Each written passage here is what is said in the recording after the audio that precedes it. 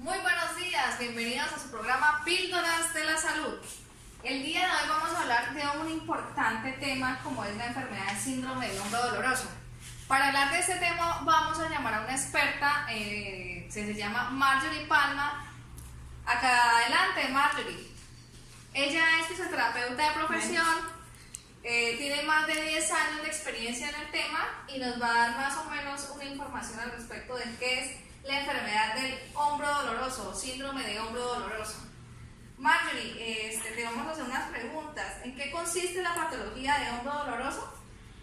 La patología consiste en que la persona primero que todo va a sentir un dolor, más en su hombro. Para saber esto tenemos que preguntarle a la persona qué es lo que ella presenta, decirnos en qué parte de su hombro es que le duele. Y depende de esto, pues se saca el diagnóstico de esta lesión. Tú nos estás presentando acá más diapositivas, Marjorie. Okay. Dime más o menos qué tienen que ver al respecto, qué información nos sirve para nuestro público. También se puede conocer como la famosa tendinitis del mango rotatorio, que es una patología que se da por sobrepeso o sobreuso que realiza la persona cuando hace demasiadas cargas de peso o cuando realiza movimientos repetitivos en su trabajo. También se conoce como bursitis, que es una inflamación que se da a nivel de la bursa que tenemos nosotros del hombro. Aparte de eso, debemos saber que esta articulación se denomina glenohumeral y los movimientos que ella realiza son los de que son la flexión, la abducción, las rotaciones tanto internas como externas y ayudan a la flexión del hombro. Y ustedes saben que estos movimientos son los que utilizamos nosotros para realizar cualquier tipo de actividad. Listo, Marjorie. ¿Cuál es el periodo prepatogénico de este síndrome? Primero conocer los antecedentes que presenta la persona, ¿sí? Y después ya una intervención por parte médica. Listo. ¿Y el periodo patogénico del síndrome? Bueno, nos estabas informando los periodos patogénicos de este síndrome. ¿Cuáles son, Marjorie? Los periodos patogénicos. Bueno, Marjorie, retomando el tema ahora, ¿nos puedes informar cuál es el periodo prepatogénico de esta enfermedad o de este síndrome? Claro. También en el periodo prepatogénico también tenemos que tener en cuenta el factor huésped, que es el colaborador, el factor agente, que es el agente no biológico físico, como es la fuerza mecánica cuando las personas realizan diversas cargas de peso y las posturas y los movimientos que vaya a realizar. También tenemos el factor medioambiental, que son los factores físicos del ambiente, como son la temperatura, la vibración, etcétera. Listo, Marjorie. Por este lado ya tenemos un poco entendido, ¿cierto? Yo creo que nuestro público también. Ahora, en el periodo patogénico, ¿qué pasa en este periodo con este síndrome? En el patogénico lo podemos dividir en tres partes que son la parte inespecífica, la parte específica y la parte de lo que es ¿cómo les explicar? La parte donde se diferencia si es la etapa dolorosa, la adhesiva y la parte crónica. Tenemos en la parte inespecífica es cuando empieza la patología. Entonces es donde se empieza a presentar los primeros síntomas en las personas, que son el dolor y cuáles son las causas que lo provocan. Entonces podríamos decir que hay dos tipos de causas, que son las intrínsecas y las extrínsecas. Las intrínsecas ya son la parte musculosa y las partes tendinosas, o sea, todo lo que cubre la parte de la articulación. Y las extrínsecas ya son las enfermedades tal como se pueden diagnosticar. Que, por ejemplo, una artrosis cervical produce dolor, que puede ser producto también de las lesiones de los nervios, o como puede ser un dolor referido por otros órganos internos que la pueden componer ahí mismo, o sea, en la misma patología que la modifica. En los estados específicos ya es donde los médicos buscan ya un diagnóstico más profundo para poder diagnosticar esta patología. Entre los diagnósticos podríamos decir que los médicos utilizan ya lo que son radiografías, ya ecografías para determinar si de pronto hay ruptura de algún tendón, si hay ruptura también de parte muscular, que pueden ser los desgarres, que también pueden producir inmovilidad a nivel de las personas. Otro examen que también los médicos mandan mucho son las resonancias magnéticas, que ya son un estudio a profundidad, que ya es donde determina en sí la patología que presenta la persona. Excelente, Macho. Yo creo que con esta información ya tenemos más ideas y conocimientos del tema. ¿Sí? Y también, Yesenia, nos falta la parte de las graves, en donde se subdivide en etapa dolorosa, adhesiva y la parte crónica.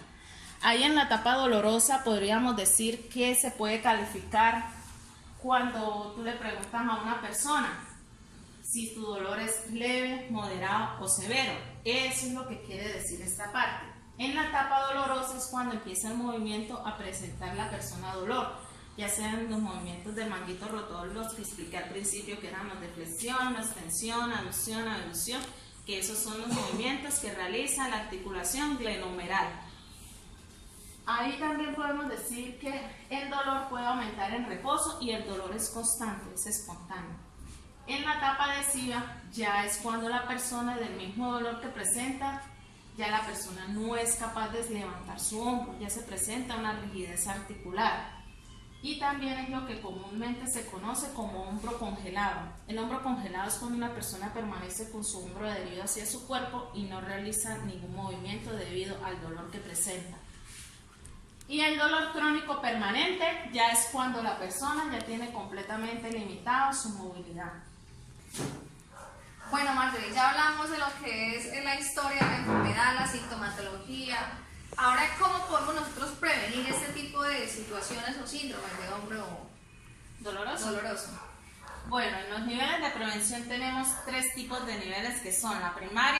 En los niveles de prevención tenemos la prevención primaria, la prevención secundaria y la prevención terciaria. En la prevención primaria pues son la promoción de estilos de vida y trabajos saludables. En la prevención secundaria tenemos el diagnóstico temprano, que es donde el médico determina lo que presenta, la sintomatología que presenta el paciente o la persona para poder realizar el diagnóstico. En la limitación del daño tenemos que ya implementar actividades o acciones preventivas para poder disminuir la sintomatología en la enfermedad de las personas. En la prevención terciaria ya es la rehabilitación, ya es cuando ya está el diagnóstico implementado, en donde tenemos que realizar actividades como el manejo farmacológico para la presencia de la sintomatología como el dolor, la educación y el comportamental, el manejo fisioterapéutico, que es importante para la rehabilitación de la persona y para poderlo adaptar nuevamente a sus actividades de la vida diaria. Tenemos también las terapias no quirúrgicas, como son tenemos las terapias no quirúrgicas, por ejemplo, la acupuntura.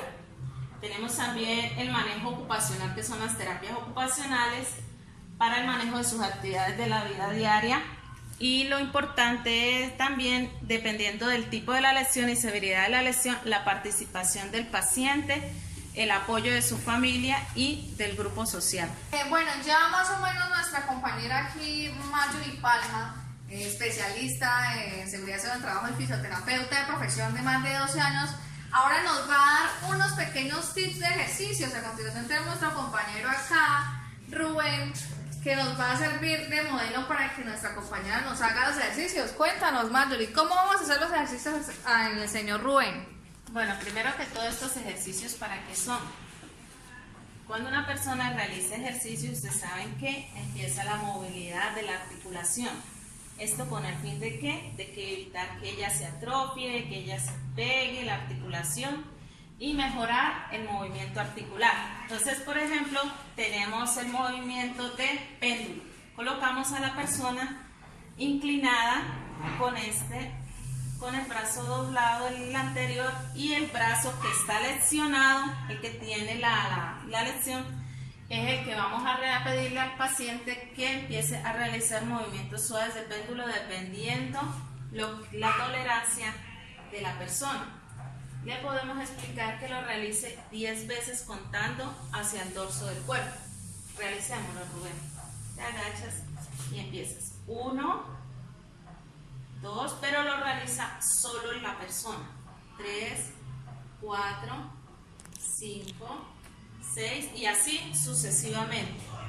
También tenemos el ejercicio de rotación interna con aducción de hombro, que le pedimos a la persona que se pare derecho con su brazo contrario plegado al cuerpo, y el que está lesionado es el que vamos a trabajar, y le decimos con la palma de la mano empieza a subir su espalda hasta donde él tolere. Cuando la persona sienta el pinzamiento, sienta el dolor, tiene que parar, hasta ahí lo llega, porque no lo podemos sobrepasar, porque podemos romper alguna fibrilla muscular o terminar de romper el tendón si lo llevamos en exceso. El otro ejercicio es el de abducción, que significa plegado al cuerpo y tratar de tocar el hombro contrario. Al mismo tiempo estamos estirando la parte tendinosa del brazo y lo realizamos también 10 veces. Estos ejercicios los puede realizar la persona cuando presenta leves síntomas, como también cuando ya están moderados, con el fin de ¿qué? De mantener la movilidad articular, de que la persona no pierda su fuerza muscular y, como dije anteriormente, no se adhiera y no se pegue el hombro. Muchas gracias, Marjorie, por esta información tan importante que nos dice sobre el síndrome de hombro.